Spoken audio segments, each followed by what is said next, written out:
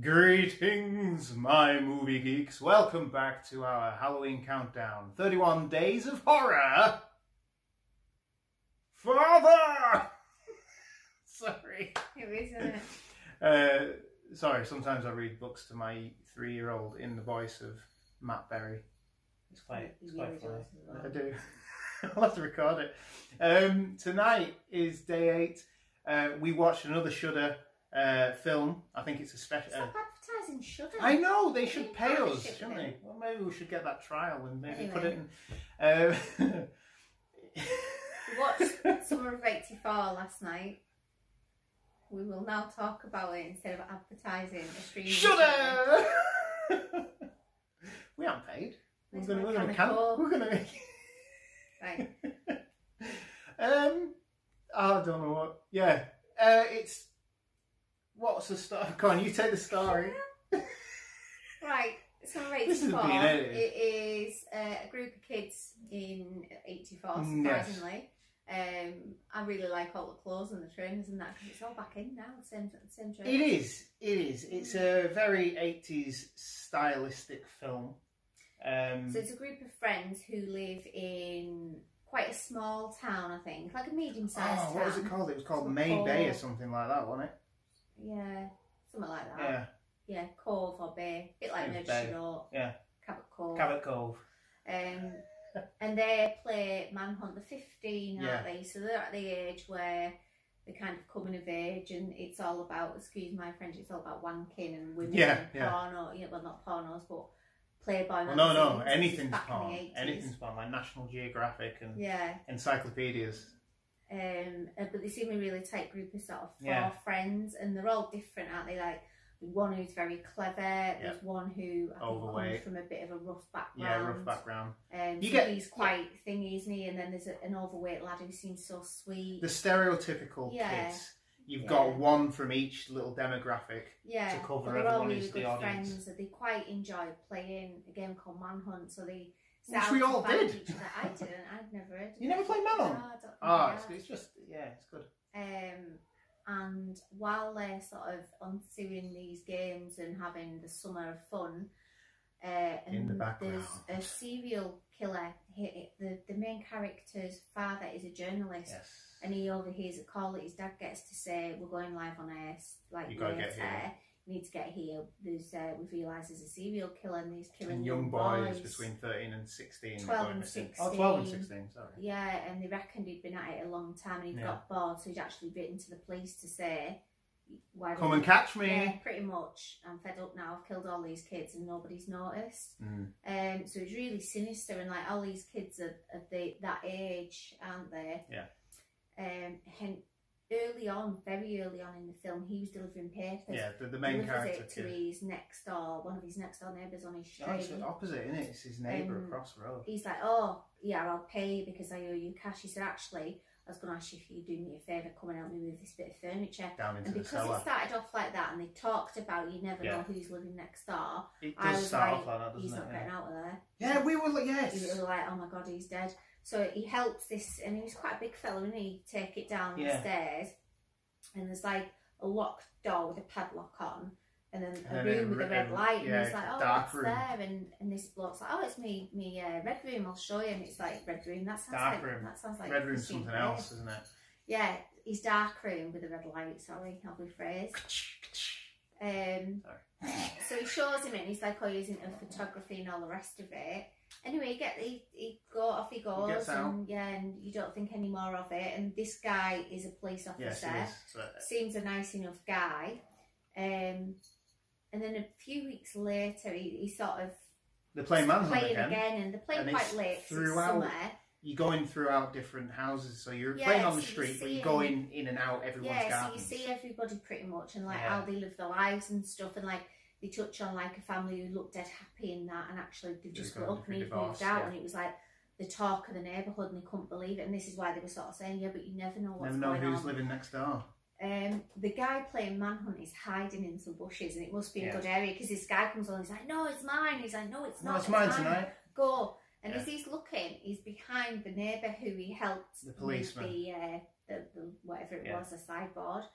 And there's a kid sat in with him, and he sort of looks, doesn't think anything of it, and moves on. Ginger hair and a t-shirt that stands out. You're advertising something, funnily enough, not Shudder. But carry on. And it goes from there, and very quickly, this kid, I think he's a serial killer, and it's like the way he acts. He lives alone. He's in his 30s. He's a policeman, White so he knows exactly everything. So they start watching him and all his habits, and like he's up. But his friends all get involved. They go through his rubbish, don't they? Say it's raccoons. They follow him. He goes jogging at 11 o'clock at night for an hour, which I found really weird. That was the weirdest thing. So who goes jogging? Well, nobody, and it turns out he is a serial killer. Spoilers! So, from then, all hell breaks loose, doesn't it? And the kid he has to, he takes the evidence, because they've got a lot of evidence against this cop, and they take it to his dad, but in a twist, the dad makes them all makes them all go to apologise to the policeman, and then after that, the policeman actually finds or kills or captures the serial killer. But this kid won't give up. He still believes that he was right, and that he knows what he saw. He knows he saw the little the lad. Yeah, the lad from when he was playing Manhunt. He'd seen it on the milk carton, and when he'd been over for the next time asking for money for the newspapers, there was like a t-shirt on the floor, and he'd shed in the corner with blood on it. And he just noticed a few bits, didn't he? So he wouldn't let it go. He's like a dog with a bone. Yeah. And so what did they do? They decide, because this cop's being being awarded, being praised as a hero, they decide to... It's a big gala fair, so while that's on, two of them go and do a watch out, and two of them and a girl from across the road who's a bit pointless character. I think it's just to show that he's romancing her, isn't it? They go in, but they take his dad's camcorder, and we laughed because it was like... It's like The Conjuring 2. It's so big and light! Yeah, this huge It's like that. And because he said they've got to believe us if we get on video, so they break into his house while he's at this gala thing with all the other police and everything, and they go down the basement. They look in the red room again. The red room. They look in the photography room, and there's some pictures of kids that are a bit strange. They go into this other room, so they break into that, and it's like a bedroom. They're like, oh, it's a bit creepy. Yeah, like an old-fashioned bedroom as well. He's like, did he grow up here? Was this where he grew up? Yeah, and then there's a door off from it, so they go into there and they start recording and looking around. And then in the bathtub. And then in the bathtub is this kid, and he's decomposing, isn't he? And then somebody grabs the leg, and it's a guy like chained to the radiator. He was kidnapped earlier on in the film. He'd been kidnapped. You saw him get taken, but you couldn't see who it was, and he's like, help me. And it very quickly escalated. Like you said, we felt like the policeman was going to be on his way back. So the other two kids who were meant to be lookout turned up and scared him. And they're like, oh my God, where's he at? Where's he at? They don't know, and they turn off the walkie-talkies and go home. Yeah. And you think, oh, they're going to get caught, and all these 4 kids are going to get killed.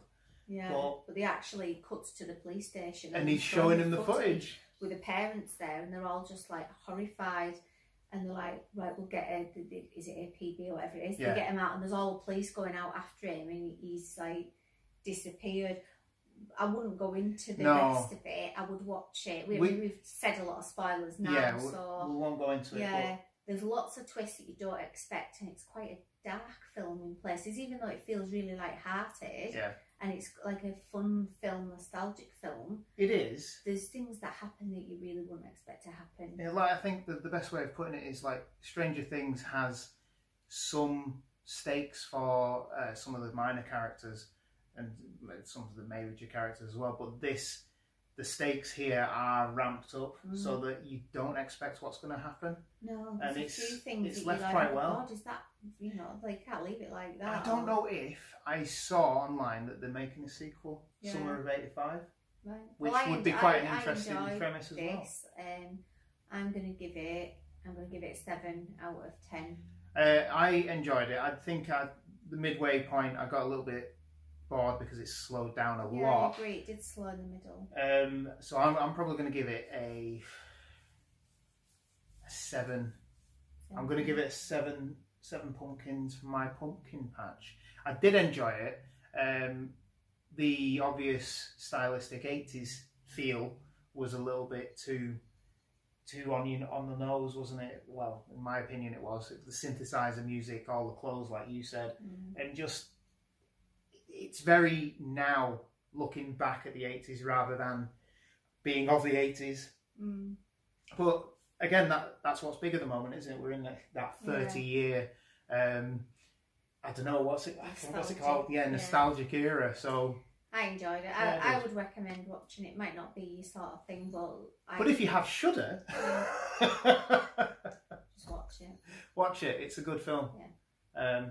So tomorrow night we're going to try another thing from Shudder. And you've been told to watch this, haven't you? Yeah. Well, no, I haven't been told. I saw a lad I worked with. He loves his movies, and he'd put on his Facebook page that The Host. It's Host. The Host is was very good. So yeah, we're going to give that a go. We're going to give that a go. But I'm not here tomorrow, so we're going to have to maybe connect via a different way. So we'll see you tomorrow. Thank you for watching. If you did enjoy this, give the like button a push, because that would help us out to be seen by other people. If you know anyone who would like the video, share it to them, and we appreciate that. And we will see you tomorrow night for another Halloween countdown.